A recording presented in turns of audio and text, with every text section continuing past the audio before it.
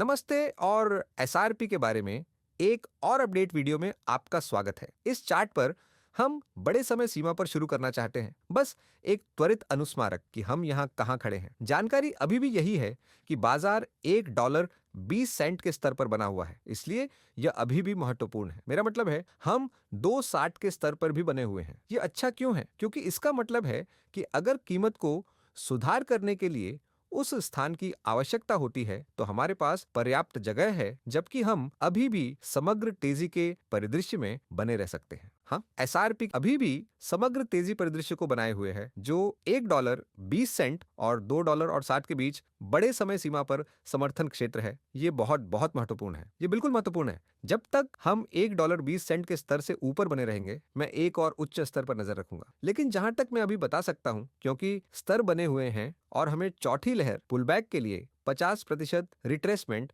एक मानक रिट्रेसमेंट स्तर का उपयोग करना होगा। हमें तेजी और मंडी की गति के बीच अंतर करने में मदद करने के लिए इसे महत्वपूर्ण स्तर के रूप में उपयोग करना होगा। अब इसका मतलब यह नहीं है कि हमें उस स्तर का परीक्षण करना होगा। यह अक्सर गलत फहमी होती है। नहीं, इसका मतलब सिर्फ इतना है कि जब तक हम इसे समर्थन पर रखते हैं, यह कोई लक्ष्य नहीं है। अगर हम और नीचे जाते हैं और 3 फरवरी के निचले स्तर से नीचे एक निचला स्तर बनाते हैं जो लगभग $1.77 पर बना था, तो $1.54 का स्तर अगला समर्थन होगा। हाँ, मेरे पास यहाँ मूल रूप से नीले और पीले रंग के 2 परिदृश्य हैं और पीला परिदृश्य बताता है कि पुलबैक का रास्ता पहले ही नीचे आ चुका है और हम 5वीं लहर में मध्यम रूप से ऊपर जा रहे हैं, जबकि नीला परिदृश्य सुधार के लिए एक व्यापक रास्ता और इस व्यापक तरीके से सुधार की अनुमति देता है। कीमत वर्तमान में बी लहर पर काम कर रही हो सकती है या पहले ही शीर्ष पर पहुंच चुकी हो सकती है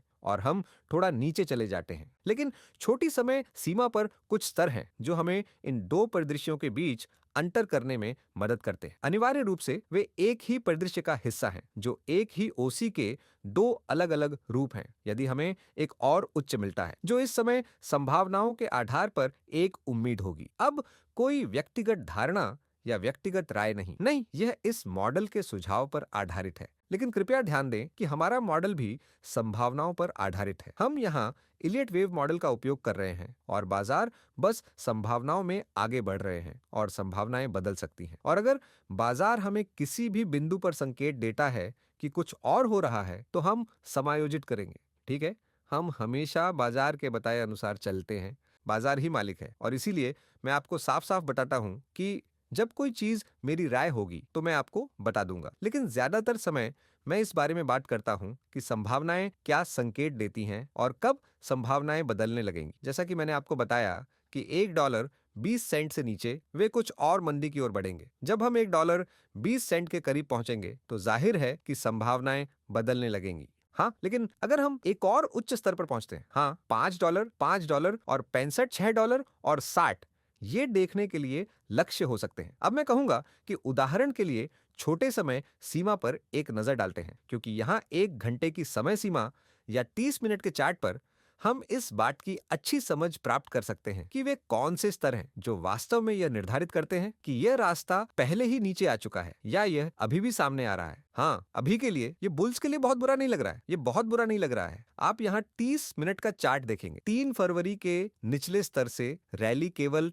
3 तरंगों में थी, तो यह यहाँ केवल एक सुधारात्मक पैटर्न है। यह अनिवार्य रूप से एक सीमा है और आप देख सकते हैं कि हमने ऊपर की ओर कोई आवेगपूर्ण मूल्य कार्रवाई नहीं देखी है। इस साल 3 तरंगों में सुधारात्मक रैली हुई और यह भी वास्तव में बहुत प्रभावशाली नहीं है। इसीलिए उस दृष्टिकोण से हम वास्तव में अभी तक पुष्टि नहीं कर सकते हैं कि हम ब्रेकआउट स्थिति में हैं। ऊपर की ओर बाजार निश्चित रूप से कोशिश कर रहा है। हम इस समय उच्च ऊंचाई और उच्च निम्न स्तर को प्रिंट कर रहे हैं और अगला प्रतिरोध $2.40 पर है और उस स्तर से ऊपर हमें $2.64 का स्तर मिला है और उस स्तर से ऊपर $3.04 का स्तर है। ये अगले प्रतिरोध है और 11 मार्च को शुरू हुआ यह अल्पकालिक अपर ट्रेंड अभी भी जारी है। यह सिर्फ एक अल्पकालिक अपर ट्रेंड है। हम सोमवार के उच्च स्तर से भी ऊपर पहुंच गए हैं। मेरा मतलब है कुछ अन्य क्रिप्टो करेंसी चार्ट इस तरह से नहीं पहुंचे हैं, लेकिन फिर से ध्यान रखें कि यह सिर्फ एक सूक्ष्म संरचना है, यह आसानी से बदल सकता है। मैं आपको यहाँ सिर्फ एक क्षणिक स्नैपशॉट दे रहा हूँ कि अभी क्या हो रहा है जबकि मैं वीडियो रिकॉर्ड कर रहा हूँ। यह बदल सकता था, लेकिन मैं हमेशा आपको स्तरों को समझने में मदद करने की कोशिश करता हूँ। इसलिए यदि इस बिंदु पर कीमत $2.13 के स्तर से नीचे टूट जाती है तो माइक्रो स्ट्रक्चर पहले से ही बदल जाएगा। पीला परिदृश्य इस समय नियंत्रण में लगता है, लेकिन कुछ प्रतिरोध हैं जिन्हें नवीनतम में नीचे की ओर पीले रोडमैप का पालन करने के लिए दूर करने की आवश्यकता है। यदि कीमत $1.99 से नीचे टूटती है तो यह एक मजबूत संकेत होगा कि नीला परिदृश्य आगे बढ़ रहा है, जो हमें उन स्तरों पर ले जा सकता है जो आपने बाद के समय सीमा पर निर्धारित किए हैं, $1.50 और $1.20। तो ये वे स्तर हैं जिन पर नजर रखनी है। अब अल्पावधि प्रवृत्ति ऊपर की ओर है, लेकिन मैं अभी तक प्रभावित नहीं हूं अगर यह वास्तव में तरंग गणना है। इसके बाद हमें तीसरी लहर में ऊपर की ओर उछाल देखना चाहिए, जो आमतौर पर काफी आक्रामक प्रवृत्ति होगी, लेकिन अभी तक ऐसा नहीं दिख रहा है। $2.40 अगला प्रतिरोध। यह एसआरपी के बारे में अपडेट है। मुझे उम्मीद है कि आपको अपडेट पसंद आया होगा।